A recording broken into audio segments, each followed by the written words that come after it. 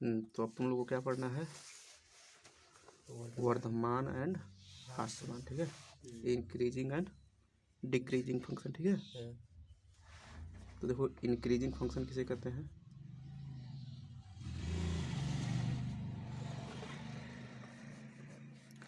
कोई भी तुम्हारे पास फंक्शन है एफ एक्स, ठीक है, वाई इक्वल टू, इसको हम इंक्रीजिंग कहेंगे किसी इंटरवल में, ठीक है, चाहे इंटरवल क्या बोलते हैं, बंद अंतराल हो या खुला अंतराल हो, ठीक है।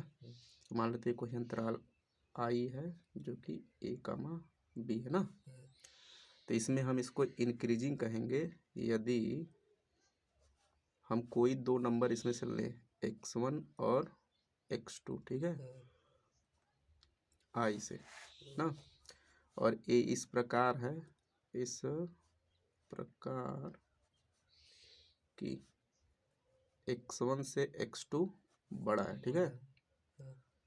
तो हम अगर इस x1 पे इस फंक्शन का मान निकालें, ठीक है, मतलब क्या निकालें, एफ x1 ना, और x2 पर इस फंक्शन का मान निकालें, मतलब क्या निकालें, एफ x2।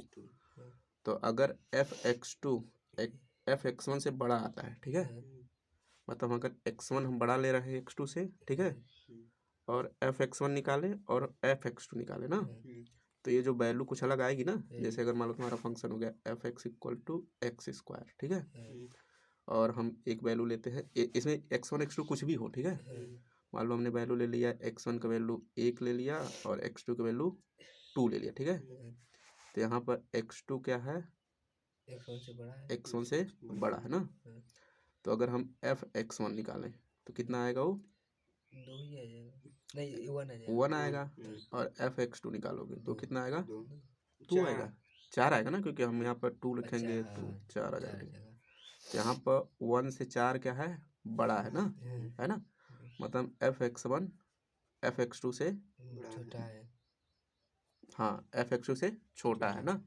तो यहाँ पर x2 तक क्या था, x1 से बड़ा था, और हमने एफ x2 निकाला तो एफ x1 से बड़ा आया, ठीक है। तो इसका मतलब ये फंक्शन क्या है, इंक्रीजिंग है, ठीक है, वर्धमान है, ठीक है। बट ये हमेशा नहीं है, ये पर्टिकुलर अंतराल में है, जैसे ये अंतराल अगर हमारा रहेगा क्या, 0 से इन्फिनिटी तक रहेगा तभी है, ठीक है, क्योंकि इसका अगर तुम ग्राफ बनाओगे f x equal to x square का, तो कुछ ऐसे बनता है, ग्राफ बनाना तो आता ही है ना, नहीं बना पाओगे, अरे कैसे ग्राफ बनाते हैं, तो कक्षा किसमें सीखे थे, 9 में सीखे हो। जैसे y इक्वल टू क्या है, x+2 है, तो इसका अगर तुमको चित्र बनाना है तो नहीं बना पाओगे, नहीं बना पाओगे, बकलोल ऐसे नहीं सीखे थे, ऐसे सीखे थे, यहाँ पे x लिखते थे, यहाँ पर y लिखते थे, x का वैल्यू मान लो हमने 0 लिया तो y का वैल्यू कितना आएगा, 2 आ जाएगा ना, x का वैल्यू अगर मान लो हमने 1 लिया तो y का वैल्यू कितना आ जाएगा, 3 आ जाएगा। वैसे बनाए थे, तो इसी तरह इसका भी बनेगा, ठीक है, मतलब हर फंक्शन का नहीं बना पाओगे, जो सिंपल फंक्शन होता है उसका बन जाएगा, ठीक है।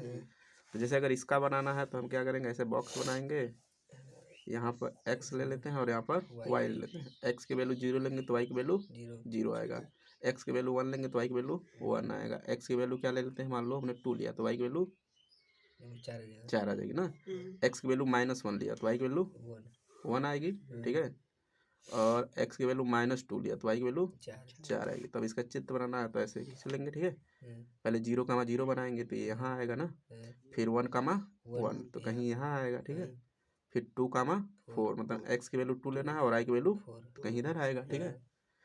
अब इसी तरह इसका लोगे तो -1 लेना है x की वैल्यू, और y की वैल्यू कितना आ रहा है, तो कहीं यहाँ पाएगा ये बिंदु ना, और -2, 4 तो x की वैल्यू -2 और y की वैल्यू 4, तो मतलब समथिंग इधर आएगा, ठीक है।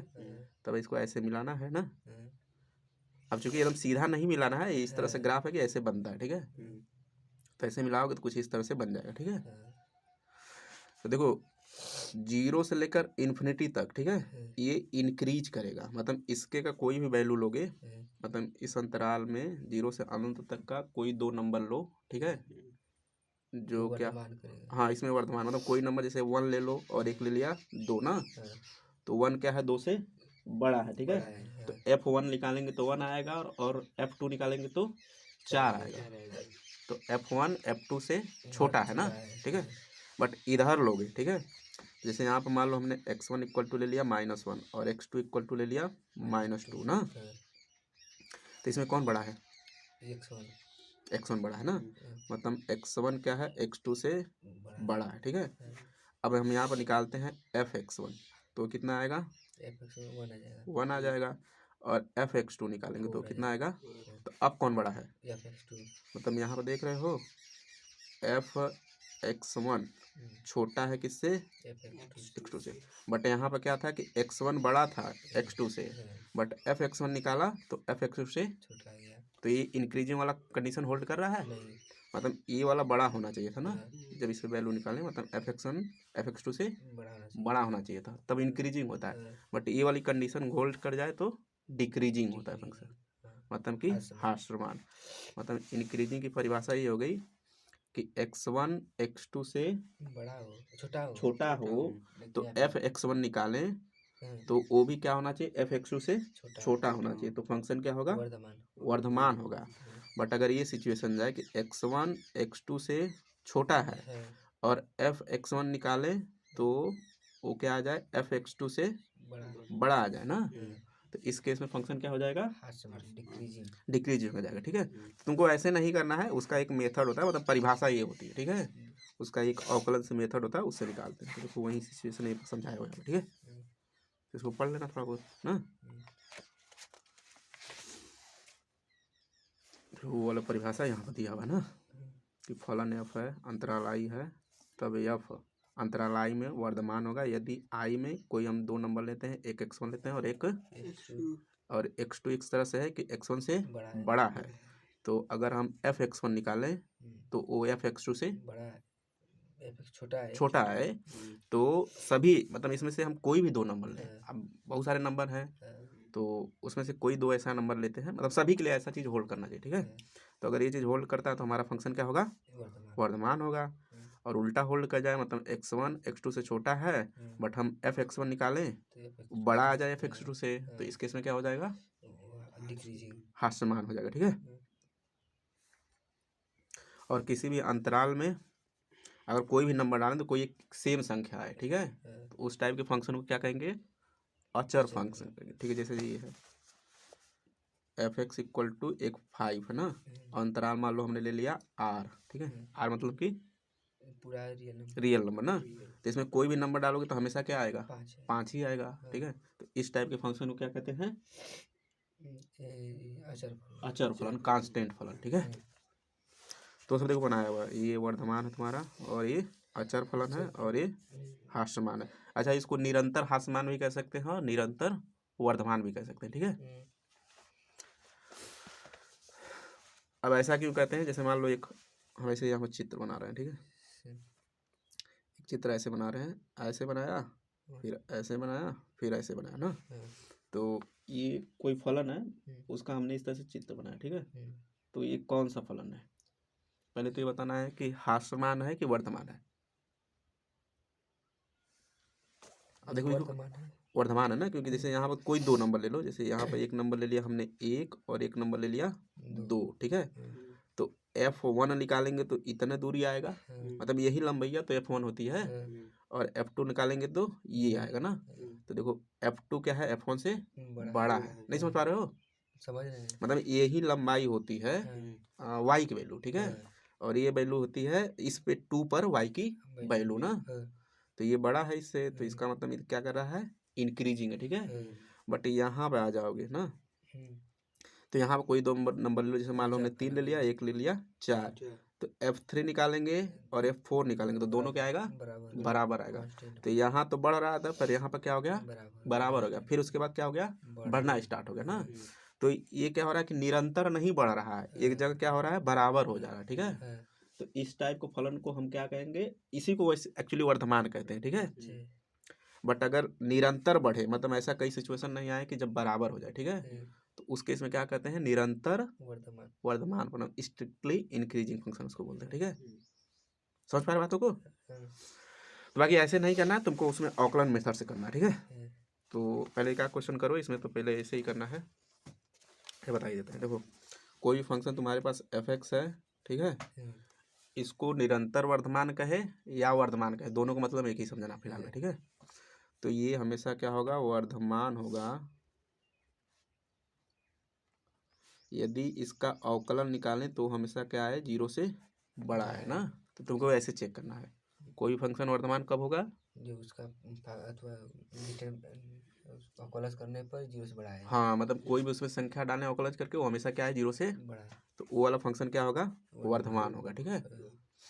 और कोई भी फंक्शन हास्यमान कहलाएगा, ठीक है। हास्य कैसे लिखा गया, हास्यमान, ठीक है, हास्य मान ना। अगर हम उसका अवकलन करें, ठीक है, तो 0 से छोटा है ना किसी भी बिंदु पे, ठीक है, जो भी अंतराल है उसके हर बिंदु पे, ठीक है। तो वो वाला फंक्शन यक्स रहेगा तो कैसे पता चलेगा, तो उसमें जैसे अंतराल दिया रहेगा ना, 0 से पाई तक। हाँ कुछ भी दिया रहे तो उसके हर बिंदु पे अगर 0 से छोटा आता है, ठीक है, तो क्या होगा, जैसे मान लो यही फंक्शन दे दिया, क्या बोलते हैं, F x equal to x square ही है ना, और अंतराल हमने दे दिया क्या, -∞ से लेकर 0 तक, ठीक है। तब इसमें चेक करना है कि तुम्हारा ये हास्यमान है कि वर्धमान है ना। तो जब तो हमको पहले क्या करना पड़ेगा, इसका अवकलन करना पड़ेगा। तो इसका अवकलन करोगे तो क्या आएगा, 2x आएगा। अब बताओ कि 2x इस वाले अंतराल का कोई भी संख्या डालेंगे तो ये पॉजिटिव आएगा कि निगेटिव आएगा, दोनों आ जाएगा, कैसे दोनों नहीं आएगा, निगेटिव आ जाएगा, निगेटिव। अरे इसमें क्या सब निगेटिव नंबर ना है, तो x के जगह अगर कोई भी नंबर डालोगे इस अंतराल का, कुछ भी डालो, 0 तो नहीं लेना है ना हमको, क्योंकि यहाँ पर क्या है, ओपन अंतराल है, तो इसको 0 तो लेना नहीं है। बाकी इधर कोई भी नंबर होगा हमेशा निगेटिव होगा, तो यहाँ पर कुछ भी डालेंगे क्योंकि ये पॉजिटिव है ये निगेटिव आएगा, तो जब गुणा करेंगे तो क्या आएगा, तो ये मतलब 0 से हमेशा छोटा आएगा, चाहे x तुम कोई भी वैल्यू लो -∞ से लेकर 0 तक ना। तो इसका मतलब ये वाला फंक्शन क्या हो गया, इस अंतराल में हास्य, बट यही अंतराल अगर हम चेंज करते 0 से इन्फिनिटी करते ना, तो उस केस में f डैश x बराबर क्या आया था, 2x, वो हमेशा क्या आता है, 0 से इस अंतराल में, ठीक है। तो इसमें क्या हो जाएगा, वर्धमान हो जाएगा, ठीक है। तो ऐसे करना है, देखो वो परिभाषा दिया हुआ है, ए बी में f वर्धमान है यदि प्रत्येक x ए बी के लिए ना, मतलब x ए बी में से कोई भी नंबर लें उसका अवकलन करें तो हमेशा क्या है, 0 से बड़ा है तो वर्धमान होगा, ठीक है। और हास्यमान होगा यदि प्रत्येक x ए बी से ना, मतलब ए बी में क्या हम कोई भी संख्या लें और उस पर हम अवकलन निकाल के उस पर वैल्यू डाल के देखें तो हमेशा क्या है, 0 से छोटा है ना। अब इसमें यक्स नहीं रहेगा, संख्या डालोगे तो कोई ना कोई संख्या आएगा ना, तो 0 से छोटा है तो हास्यमान होगा। और चर के लिए क्या है, मतलब उसका अवकलन करें और कोई भी नंबर डालें तो हमेशा क्या है, उसमें 0 के बराबर आ जाए, तो अचर प्रयोग करना है, ठीक है। तो इसका प्रूफ नहीं पढ़ना है, आगे इसमें सवाल लगाओ, ठीक है। जैसे ये वाला सवाल है ना, कह रहा सिद्ध कीजिए कि R पर ये फंक्शन दे दिया है क्या, F x equal to 3x + 17 से प्रदत्त फलन क्या है, वर्धमान है ना। तो तुम जो जनरल मेथड था, मतलब कि परिभाषा था, उससे भी कर सकते हो, और चाहो तो ये अवकलन वाला यूज करके भी कर सकते हो। तो जनरल से कैसे करोगे, यहाँ पर तुम्हारा एफ एक्स इक्वल टू क्या है, 3x + 17 ना। तो हम इसमें से कोई, और अंतराल क्या है हमारा, अंतराल आर है पूरा, टोटल आर, मतलब -∞ से लेकर इन्फिनिटी तक, ठीक है। अब इसमें का कोई भी दो नंबर लो, let x1 x2 belong to R, ठीक है। इस प्रकार कि x1 x2 से छोटा है ना, ठीक है। तो हमको देखो ये चीज़ें लाना है ना, मतलब हमको निकालना क्या है, अगर एफ x1 निकालेंगे तो क्या आएगा, 3x1 + 17 ना, और एफ x2 निकालेंगे तो क्या आएगा, 3x2 + 17 आएगा, ठीक है। तो इसी इक्वलिटी से हम ये वाला चीज़ क्रिएट करेंगे, ठीक है। तो कैसे करेंगे, हम दोनों साइड क्या करते हैं, 3 का गुणा कर देते हैं। अब हम जानते हैं कि किसी भी इक्वलिटी में अगर पॉजिटिव नंबर गुणा करते हैं तो साइन ऑफ इक्वलिटी बताए थे ना, पॉजिटिव नंबर गुणा करते हैं तो पॉजिटिव नंबर आ जाएगा। एक चीज़ बता दें, जैसे मान लो यहाँ पर है क्या, एक कुछ ऐसे मान लो ए बी से छोटा है ना, हाँ, अगर हम इसमें क्या करें -1 से गुणा करें दोनों साइड, हाँ, तो बदल जाता है तो ये क्या होता है, चिन्ह परिवर्तन बदल तो जाता है। अब बट अगर धन नंबर से गुणा करें तो चिन्ह वही रहता है। चिन्ह वही बताया था ना, हाँ, तो ये 2 3 क्या है, धन नंबर है ना, हाँ, तो अगर इसमें 3 का गुणा करेंगे तो चिन्ह पे कोई परिवर्तन, नहीं होगा। तो इसको लिख सकते हैं 3x1 लेस देन होगा 3, 3x2। ठीक है। हाँ, अब हमको इसमें 17 भी चाहिए, हाँ, तो हम ये जानते हैं कि कोई सेम संख्या अगर दोनों साइड जोड़ेंगे तो चिन्ह पर परिवर्तन नहीं होगा। नहीं होता है, तो हम दोनों साइड क्या करते हैं 17 को जोड़ देते हैं, ठीक है। हाँ, तब भी ये छोटा होगा किससे, 3x2 प्लस 17 से, हाँ, और यही चीज़ तुम्हारा क्या है, F1 है, हाँ, और ये चीज़ तुम्हारा क्या है, Fx2 है। तो हम अंतराल में से 2 नंबर इस तरह से लिए थे कि x1 x2 से छोटा था, अभी कुछ भी हो सकता है, ठीक है। अब हमने Fx1 निकाला और Fx2 निकाला, इससे हमने ये दिखा दिया कि Fx1 क्या है, Fx2 से, छोटा है। तो इसका मतलब फंक्शन क्या हो गया, वर्धमान। वर्धमान हो गया, ठीक है, परिभाषा से। अब बाकी चाहो तो अवकलन से भी कर सकते हो। हाँ, इसका अवकलन करोगे तो f' बराबर क्या आएगा, 3 + 17 मतलब 20 हो जाएगा। नहीं, इसका 3 हो जाएगा, 3। बस 3 आएगा ना। अब इसका वैल्यू निकालो किसी भी नंबर पे, ठीक है, मतलब r में से कोई भी नंबर लो, r में से कोई भी नंबर लो, चाहे धन लो चाहे ऋण लो, हमेशा क्या आएगा, ये 0 से 3 ही आएगा ना, हाँ, क्योंकि इसमें x तो है ही नहीं कि कुछ डालेंगे हम, हाँ, कुछ भी लेंगे तो 3 क्या है, 0 से बड़ा है, बड़ा है, मतलब इसका अवकलन क्या आ रहा है, 0 से बड़ा है। बड़ा आ रहा है, चाहे r में से तुम कोई भी नंबर डालो यहाँ पे ना, हाँ, तो इसका मतलब ये क्या हो जाएगा, वर्धमान। वर्तमान। बाकी करना ऐसे है, ठीक है, हाँ, चलो करो तो, इसी तरह ये करना है। हाँ।